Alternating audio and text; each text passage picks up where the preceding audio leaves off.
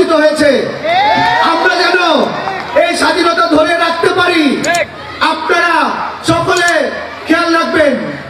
এই স্বৈরাচারী হাসিনা কিন্তু এই দেশ থেকে পালিয়ে গেছে, কিন্তু ওনার যারা সন্তানরা কিন্তু এখনো আছে, কিন্তু এখনো ঝামেলা করার চেষ্টা করে। এই হাসিনা এই ইন্ডিয়া থেকে ভিডিও বার্তা দেয় আর দেশে ঝামেলা সৃষ্টি হয়। কিছুদিন আগে আপনারা দেখছেন এক ভিডিও বার্তা দিছে, কিন্তু দেশের জনগণ কিন্তু 32-এর বাড়িঘরই উড়াই দিছে, রাখে নাই। আমাদের বিএনপি নেতাগুলি কিন্তু যাওয়া লাগে নাই। নেতৃবৃন্দ, আপনারা সকলে সজাগ থাকবেন।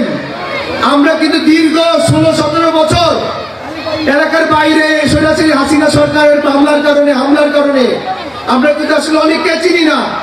আপনাদের মাধ্যমে কিন্তু অনেক হাইব্রিড আসার চেষ্টা করে। সাথে আমার সাথে একটু বলেন তো, শহীদ জিয়ারা আলো ঘরে ঘরে যা আলো। দারুস সালাম থানা আমরা রাজনীতি করতে যেয়ে 2010 সালে এই 10 নং ওয়ার্ড কমিটি হয়। মনির ভাইয়ের সাথে আমি ওই কমিটির ভাইস প্রেসিডেন্ট ছিলাম। মনির ভাই পরবর্তীতে ভারপ্রাপ্ত সভাপতি হয় এবং এই ইউনিট কমিটিতে যারা ছিল অনেক কষ্ট করেছে।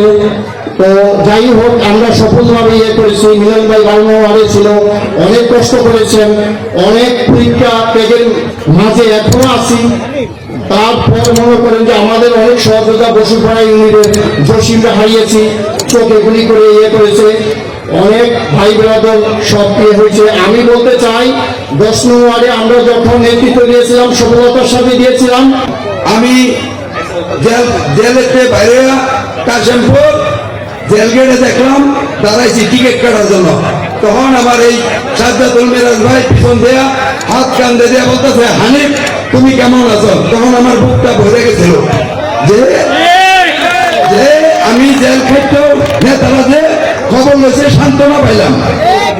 তো যাই হোক, এখন ঘটনা হয়েছে যে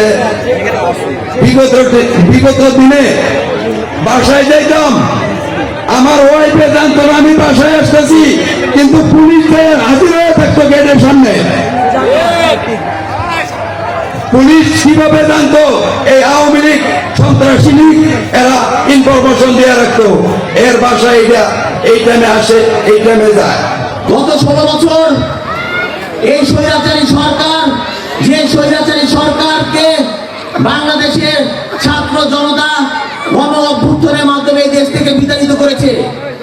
এই স্বৈরাচারী সরকারের আমলে এই দারুস সালাম থানা যুবদল, দারুস সালাম থানা প্রতিটি ওয়ার্ড কি পরিমাণ নিপীড়ন নির্যাতন হয়েছে আমি জানি।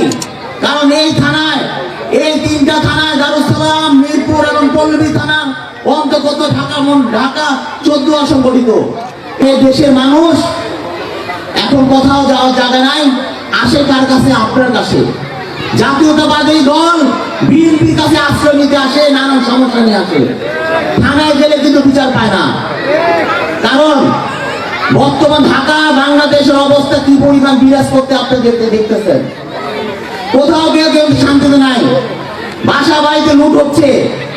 ওই আওয়ামী লীগ দুষ্কৃতকারী দেরকে নিয়ে নতুন সংগঠন করে তারা আবার ডিকিয়া দিচ্ছে আওয়ামী লীগকে নিঃশেষ করতে হবে, তাদের বাসা অস্ত্র আছে করে বিভিন্ন এলাকায়, যারা এলাকায় স্বয়ংসম্পূর্ণ, আর্থিকভাবে স্বয়ংসম্পূর্ণ, তাদের বাসা টার্গেট করে করে ডাকাতি করছে।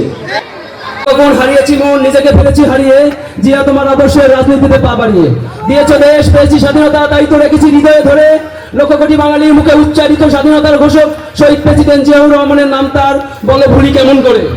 কি বলিব হয় বলার তো ভাষা নাই, তবু আজ ফেলিয়ে লাশ বলতে হয়।